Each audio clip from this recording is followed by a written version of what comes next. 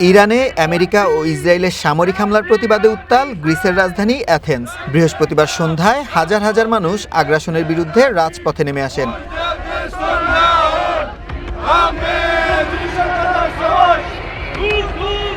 2 সপ্তাহে প্রায় 2000 মানুষের প্রাণহানি এবং বিশ্বজুড়ে জ্বালানি সংকটের প্রতিবাদে ফেটে পড়েন গ্রিক নাগরিকরা। আমরা এখানে এসেছি আমেরিকা এবং ইসরায়েলের জঘন্য সাম্রাজ্যবাদী যুদ্ধের প্রতিবাদ জানাতে। আমরা ইরানি জনগণের পাশে রয়েছি। তাদের স্বাধীনভাবে বাঁচার এবং আত্মনিয়ন্ত্রণের অধিকার রয়েছে।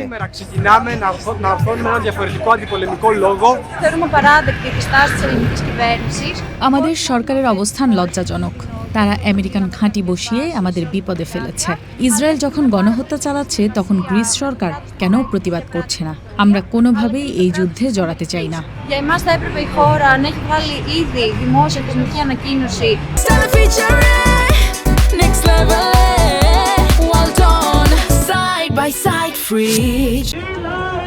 মিছিল থেকে বিক্ষোভকারীরা সাফ জানিয়ে দেন গ্রিস যেন কোনোভাবেই এই যুদ্ধের অংশ না হয়। অবিলম্বে গ্রিস থেকে নেটোর সামরিক ঘাঁটিগুলো সরিয়ে নেওয়ার দাবি জানায় তারা। লোহিত সাগরের রণতরী কিংবা সাইপ্রাসে আমেরিকার যুদ্ধ বিমানকে সুবিধা দিয়ে গ্রিস সরকার পরোক্ষভাবে এই যুদ্ধকে উস্কে দিচ্ছে বলে অভিযোগ তাদের।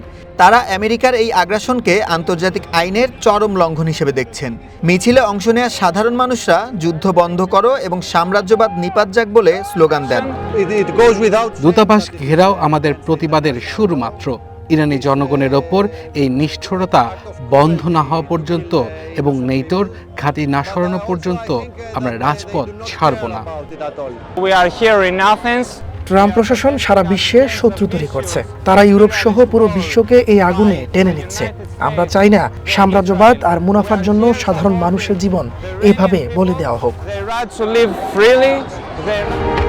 প্রায় 50 মিনিটের মার্চ শেষে বিক্ষোভকারীরা আমেরিকার দূতাবাসের সামনে পৌঁছালে চরম উত্তেজনা সৃষ্টি হয়। পুলিশ ভ্যান দিয়ে দূতাবাসের প্রবেশপথ আটকে দেয়। সেখানে অবস্থান নিয়ে আন্দোলনকারীরা আবারও নেটোর ঘাঁটি বন্ধ এবং দূতাবাস ঘেরাও করে তাদের জোরালো দাবি তুলে ধরেন।